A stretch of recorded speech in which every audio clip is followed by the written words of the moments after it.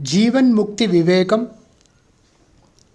വിദ്വത് സന്യാസ പ്രകരണം audio book തുടരുന്നു. പരമഹംസൻ്റെ മുഖ്യ ആചാരം. 8ാം സൂത്രം ഇതാണ്: കോയം മുഖ്യ ഇതി ചേദയം മുഖ്യഃ ന ദണ്ഡം ന ശിഖം ന യജ്ഞോപവീതം ന ആച്ഛാദനം ചരതി പരമഹംസഃ. മുഖ്യ ആചാരം എന്തെന്നാണെങ്കിൽ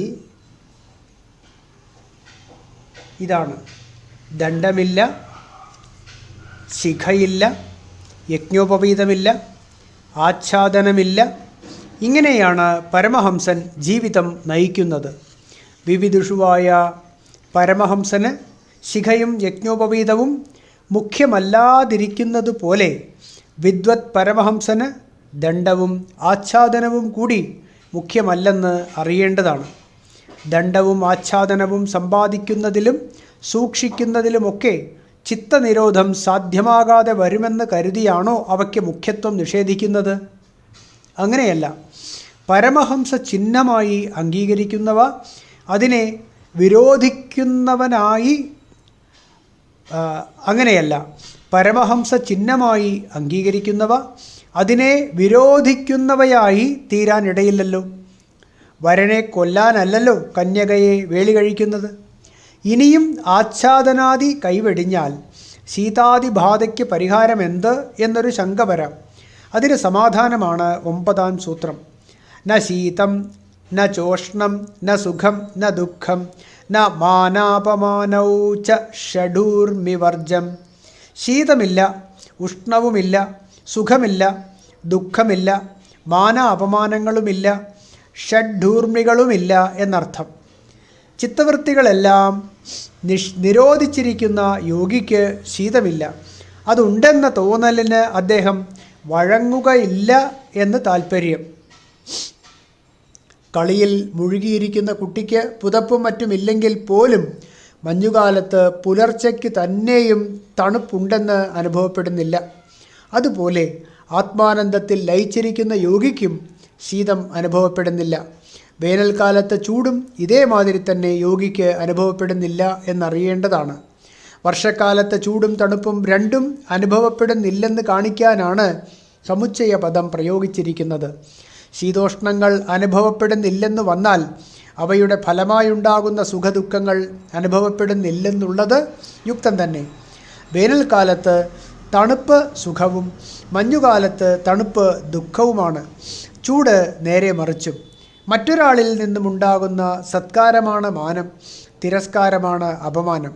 യോഗിക്ക് തന്നിൽ നിന്നും ഭിന്നനായ പുരുഷൻ തന്നെ ഉണ്ടായിരിക്കുന്നില്ല.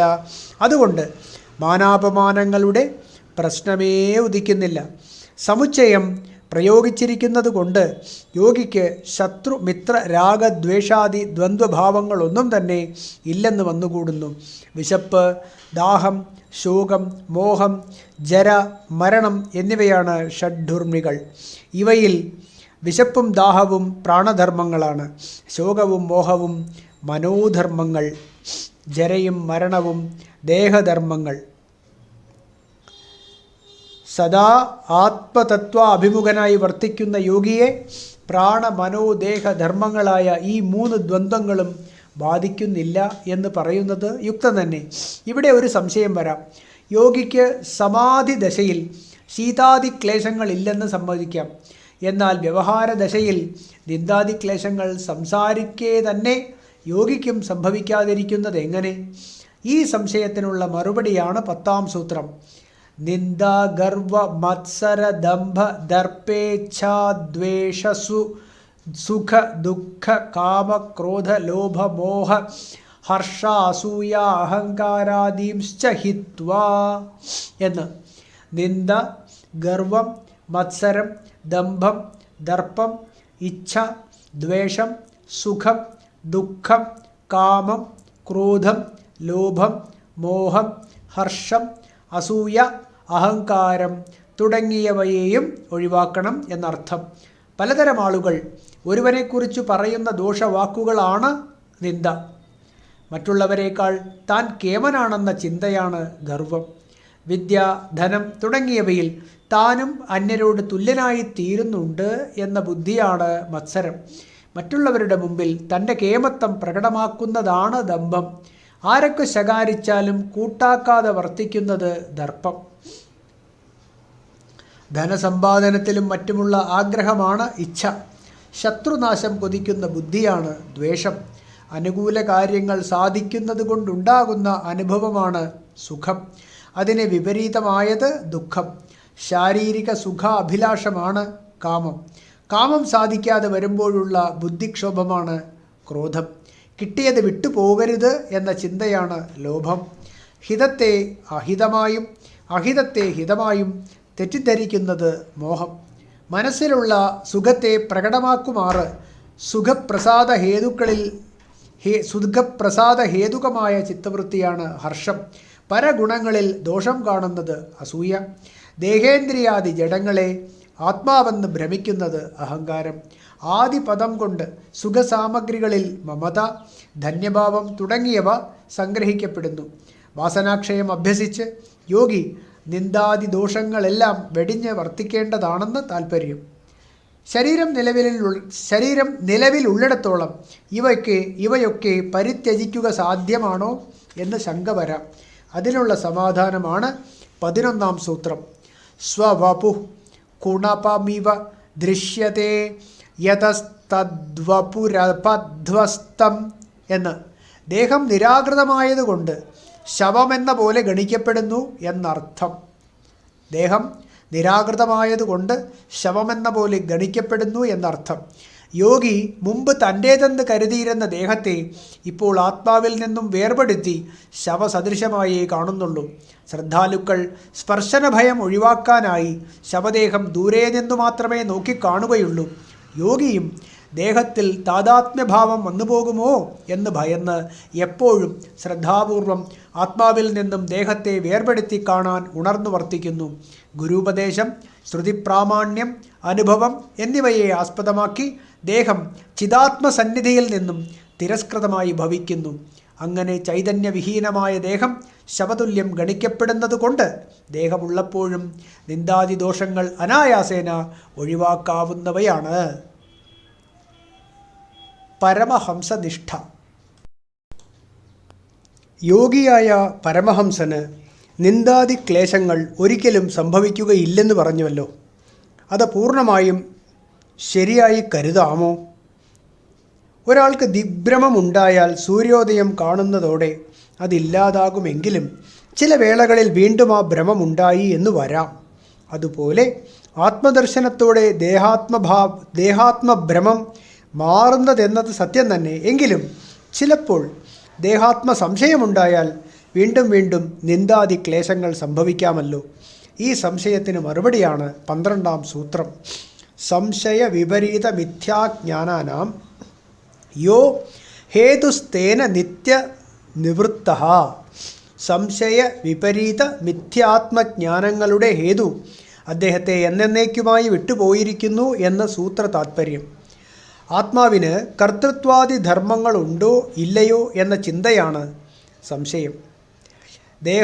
ദേഹമാണ് ആത്മാവ് എന്ന ധാരണയാണ് വിപരീതജ്ഞാനം. ഇത് രണ്ടും ഭോക്താവിനെ സംബന്ധിച്ച കാര്യങ്ങളാണ്. മിഥ്യാജ്ഞാനം ഭോഗ്യവസ്തുവിനെ സംബന്ധിച്ച കാര്യമാണ്. അത് അനേക തരത്തിൽ സംഭവിക്കാം. സങ്കല്പപ്രഭവങ്ങളായ കാമങ്ങളെക്കുറിച്ച് മുമ്പ് സ്പഷ്ടമായി വിവരിച്ചിട്ടുണ്ടല്ലോ. ഈ കാമങ്ങളെ ഉളവാക്കുന്നത് 4 കാരണങ്ങളാണ്. അനിത്യാശുചി ദുഃഖാനാത്മസു നിത്യശുചി സുഖാത്മഖ്യാതിരവിദ്യ എന്ന സൂത്രത്തിൽ പതഞ്ജലി ഈ കാരണങ്ങൾ വെളിപ്പെടുത്തിയിരിക്കുന്നു. അനിത്യങ്ങളായ പർവ്വത, നദീ, സമുദ്രാദി പ്രപഞ്ച ദൃശ്യങ്ങളിൽ നിത്യത്വഭ്രാന്തിയാണ് ഒന്നാമത്തെ കാരണം. അനിത്യങ്ങളായ പർവ്വത, നദീ, സമുദ്രാദി പ്രപഞ്ച ദൃശ്യങ്ങളിൽ നിത്യത്വഭ്രാന്തിയാണ് ഒന്നാമത്തെ കാരണം. അശുചിപൂർണങ്ങളായ ഭാര്യ, പുത്രാദി ദേഹങ്ങളിൽ ശുചിത്വഭ്രാന്തിയാണ് രണ്ടാമത്തേത്. ദുഃഖകരങ്ങളായ കൃഷി, കച്ചവടം തുടങ്ങിയവയിലെ സുഖത്വഭ്രാന്തിയാണ് മൂന്നാമത്തേത്. ഗൗണാത്മാക്കളായ പുത്രധാരാദിയിലും മിഥ്യാത്മാക്കളായ അന്നമയാദി കോശങ്ങളിലും മുഖ്യാത്മത്വഭ്രാന്തിയാണ് 4ാമത്തെ കാരണം. അദ്വയ ബ്രഹ്മമാണ് താനെന്ന അനുഭവജ്ഞാനത്തെ മറച്ചുകളയുന്ന അജ്ഞാനവും തുടർന്നുണ്ടാകുന്ന ലൗകിക വാസനയുമാണ് സംശയ വിപര്യ മിഥ്യാജ്ഞാനങ്ങൾക്കുള്ള പൊതുവായ ഹേതു. യോഗിയായ പരമഹംസന് മഹാവാക്യാർത്ഥ ബോധമുണ്ടാകുന്നതോടെ ഈ അജ്ഞാനം പാടെ ഒഴിഞ്ഞു മാറുന്നു. തുടർന്ന് യോഗാഭ്യാസം ദൃഢപ്പെടുന്നതോടെ വാസനയും വിട്ടുപോകുന്നു. നേരത്തെ ദൃഷ്ടാന്തമായി കാണിച്ച ദിഗ്ഭ്രമത്തിൽ അജ്ഞാനം മാറിയെങ്കിലും വാസന അവശേഷിക്കുന്നത് കൊണ്ടാണ് ഇടയ്ക്കിടയ്ക്ക് ബ്രഹ്മവ്യവഹാരം. യോഗിക്ക് ഭ്രാന്തി ഹേതുക്കളായ അജ്ഞാനവും വാസനയും രണ്ടും പൂർണ്ണമായി ഒഴിഞ്ഞു മാറിയിട്ടുള്ളത് കൊണ്ട് സംശയ വിപരീത മിഥ്യാജ്ഞാനങ്ങളുടെ പ്രസക്തി പോലും ഉണ്ടാകുന്നില്ല. ഇവ ഒരിക്കലും യോഗിയെ പിന്തുടരുന്നില്ലെന്ന് കാണിക്കാനാണ് നിത്യനിവൃത്ത എന്ന സൂത്രത്തിൽ പ്രയോഗിച്ചിരിക്കുന്നത്. അജ്ഞാനവാസനകൾ യോഗിയിൽ നിവർത്തിച്ചു എന്ന് മാത്രമല്ല, എന്നേക്കുമായി നിവർത്തിച്ചു എന്ന് കാണേണ്ടതാണ്. ഈ നിത്യനിവൃത്തി എങ്ങനെ സംഭവിച്ചു എന്നാണ് 13-ാം സൂത്രം കൊണ്ട് വെളിപ്പെടുത്തുന്നത്. തന്നിത്യബോധ, അതിനെക്കുറിച്ച് നിത്യബോധമുള്ളയാളാണ് യോഗി എന്നത്രേ സൂത്രാർത്ഥം. സൂത്രത്തിലെ സർവനാമവാചിയായ തത് പദം, തത് ശബ്ദം സർവവേദാന്ത പ്രസിദ്ധമായ പരമാത്മാവിനെയാണ് കുറിക്കുന്നത്. ആ പരമാത്മാവിൽ നിത്യബോധമുള്ളയാളാണ് യോഗി. തമേവ ധീരോ വിജ്ഞായ പ്രജ്ഞാം കുർവീത ബ്രാഹ്മണ. ധീരൻ ആ സത്യത്തെ അറിഞ്ഞ് സദാ അനുഭവം കൊണ്ട് ബ്രഹ്മനിഷ്ഠനായി കഴിയുന്നു എന്ന് ബൃഹദാരണ്യക ഉപനിഷത്ത് പ്രഖ്യാപിക്കുന്നു. ഈ ശ്രുതിക്ക് അനുസരണമായി യോഗി യോഗം കൊണ്ട് ചിത്തവിക്ഷേപങ്ങളെ ഒഴിവാക്കി നിരന്തരമായി ബ്രഹ്മാനുഭവത്തിൽ വർത്തിക്കുന്നു.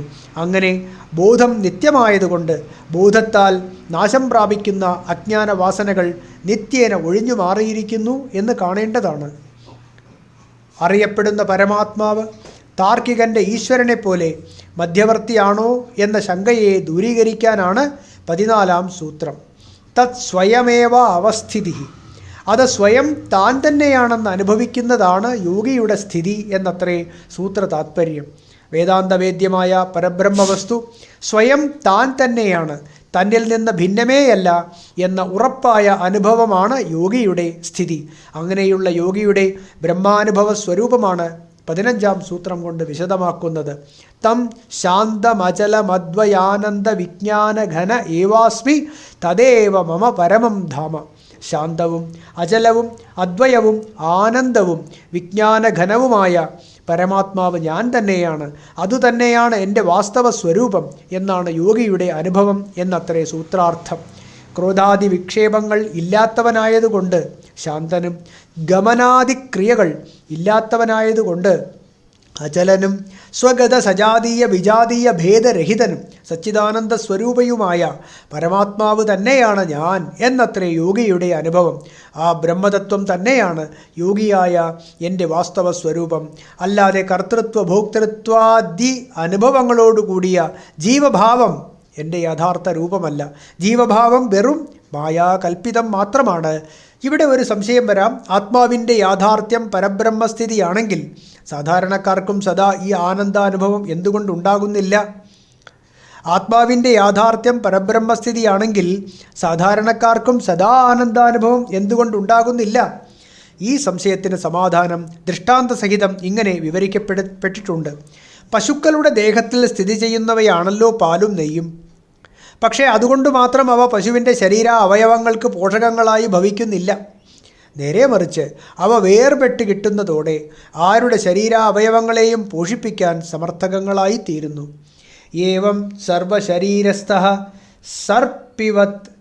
സർപ്പിർവത് പരമേശ്വരഃ വിനാ ചോപാസനാം ദേവോ ന കരോതി ഹിതം നൃഷു. അതുപോലെ ഈശ്വരൻ സകല ശരീരങ്ങളിലും സർവവ്യാപിയായി വർത്തിക്കുന്നു. എങ്കിലും ഉപാസിച്ചു കണ്ടെത്താത്തിടത്തോളം ആ ദേവൻ മനുഷ്യന് ഹിതകാരിയായി ഭവിക്കുന്നില്ല. ഇങ്ങനെ പരമാത്മനിഷ്ഠയിൽ ഉറയ്ക്കുന്ന യോഗിയെ ആചാരബദ്ധന്മാരും കർമ്മികളായ പൂർവാശ്രമ ബന്ധുക്കൾ പരിഹസിച്ചു എന്ന് വരാം. ഇവൻ ശിഖയോ യജ്ഞോപവീതമോ സന്ധ്യാവന്ദന നിയമങ്ങളോ ഒന്നുമില്ലാത്ത അവിശ്വാസിയാണെന്നായിരിക്കും ആക്ഷേപം. തുടർന്ന് ആ പൂർവാചാരണങ്ങളിലേക്ക് മടങ്ങി വരാൻ വ്യാമോഹിപ്പിച്ചു എന്ന് വരും. അത്തരം വ്യാമോഹങ്ങളിൽ പെടാതിരിക്കാനുള്ള യോഗിയുടെ നിശ്ചയദാർഢ്യമാണ് 16-ാം സൂത്രം വ്യക്തമാക്കുന്നത്. തദേവ ച ശിഖാ തദേവോപവീതം ച പരമാത്മാനോരോക തത്വജ്ഞാനേന തയോഭേദ ഏവ വിഭഗ്നഃ സാ സന്ധ്യ. അതുതന്നെയാണ് ശിഖ, അതുതന്നെയാണ് യജ്ഞോപവീതവും. പരമാത്മാവിനെയും ആത്മാവിനെയും അറിഞ്ഞതോടെ അവയുടെ ഭേദം തന്നെ നഷ്ടമായി. അതുതന്നെ സന്ധ്യ എന്നാണ് സൂത്രാർത്ഥം. വേദാന്തവേദ്യമായ പരമാത്മാവിനെ അറിയുക എന്നതു തന്നെയാണ് കർമാനുഷ്ഠാനത്തിലെ ബാഹ്യചിഹ്നങ്ങളായ ശിഖയും യജ്ഞോപവീതവുമൊക്കെ. സൂത്രത്തിൽ സമുച്ചയപദം പ്രയോഗിച്ചിരിക്കുന്നത് കൊണ്ട് കർമാംഗഭൂതങ്ങളായ മന്ത്രദ്രവ്യാദി സംഗ്രഹിക്കപ്പെടുന്നു. ശിഖാദി അംഗചലനങ്ങളോടുകൂടി, ശിഖാദി അംഗങ്ങളോടുകൂടി കർമ്മമനുഷ്ഠിക്കുന്നവർക്ക് വന്നുചേരാവുന്ന സ്വർഗാദി സുഖം സർവവും ബ്രഹ്മജ്ഞാനം കൊണ്ട് തന്നെ ലഭിക്കുന്നു. എല്ലാ വിഷയസുഖങ്ങളും ബ്രഹ്മാനന്ദ ലേശങ്ങൾ മാത്രമാണെന്ന് പ്രസിദ്ധമാണല്ലോ. ഈ സുഖത്തിൻ്റെ ലേശങ്ങൾ കൊണ്ടാണ് മറ്റു ജീവികൾ കഴിഞ്ഞുകൂടുന്നത് എന്നാണല്ലോ ബൃഹദാരണ്യക ഉപനിഷത്തിൻ്റെ പ്രഖ്യാപനം. ഈ ആശയം മനസ്സിൽ കണ്ടുകൊണ്ടാണ് അഥർവവേദ ശാഖക്കാർ ബ്രഹ്മോപനിഷത്തിൽ ഇങ്ങനെ പ്രഖ്യാപിക്കുന്നത്: സ ശിഖം വപനം കൃത്വാ ബഹിസൂത്രം ത്യജേത് ബുധഃ യദക്ഷരം പരം ബ്രഹ്മ തത് സൂത്രമിതി ധാരയേത്. ശിഖയുൾപ്പെടെ ശിരസ് മുണ്ഡനം ചെയ്ത് സന്യാസി യജ്ഞോപവീതം ഉപേക്ഷിക്കേണ്ടതാണ്. അനശ്വരമായ ബ്രഹ്മസത്യം തന്നെയാണ് യജ്ഞോപവീതമെന്നറിഞ്ഞ് ബ്രഹ്മനിഷ്ഠനായി വർത്തിക്കേണ്ടതുമാണ്. സത്യസ്വരൂപത്തെ സൂചിപ്പിക്കുന്നതാണ് സൂത്രം. അതുകൊണ്ട് പരമസത്യപദം തന്നെയാണ് സൂത്രം. ഈ സൂത്ര രഹസ്യം ആരറിയുന്നുവോ അവനാണ് വേദപാരകനായ വിപ്രൻ. സൂത്രത്തിൽ മണിഗണങ്ങൾ എന്ന പോലെ പരമാത്മാവിൽ പ്രപഞ്ചദൃശ്യങ്ങൾ കൂർത്തിണക്കപ്പെട്ടിരിക്കുന്നു. തത്വദർശിയായ യോഗി സൂത്രസ്ഥാനീയമായ ആ സത്യത്തെ സദാ ഉള്ളിൽ ധരിക്കുന്നു. ഉത്തമയോഗി പുറമേ ധരിക്കുന്ന സൂത്രം ഉപേക്ഷിച്ച് ബ്രഹ്മഭാവം എന്ന സൂത്രം ധരിക്കേണ്ടതാണ്. ഈ സൂത്രം ധരിക്കുന്നയാൾ പുറം തള്ളപ്പെട്ടവനോ അശുചിയോ ആയി ഭവിക്കുന്നില്ല. ജ്ഞാനയജ്ഞോപവീതം ഉള്ളിൽ ധരിക്കുന്നവരാണ് യഥാർത്ഥത്തിൽ സൂത്രവിത്തുക്കളായ യജ്ഞോപവീതികൾ.